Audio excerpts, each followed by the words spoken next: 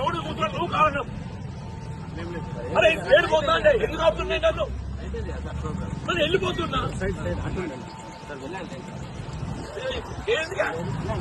మరి ఏంది ఏం తమ్మా చేస్తుండో? అరే చెయ్యి స్టేట్ పోతాం కనీసం ప్రజాస్వామ్యం మాట్లాడుకోలేదా? నీ ధర్నా అయిపోయింది, ఇస్ ఆల్ రైట్. నీ రైతులు తగ్గిపోతే వెళ్ళిపోతా. అరే ఏం నడుస్తుంది ఏంటి? ఏం నడుస్తుంది ఏంటి అంటున్నాను నేను.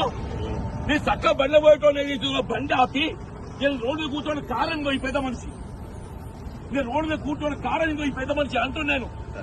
ఏం బండ్లు ఆగుతున్నాయి అంటే నువ్వు కారణం.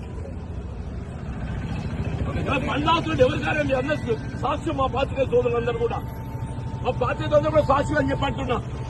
నేను స్టేట్ పోతుంటే ఏదైతుందో నీళ్ళ బండి దిగి రోడ్డు కూర్చున్న పరిస్థితి ఎవరు పట్టుకొచ్చిందే?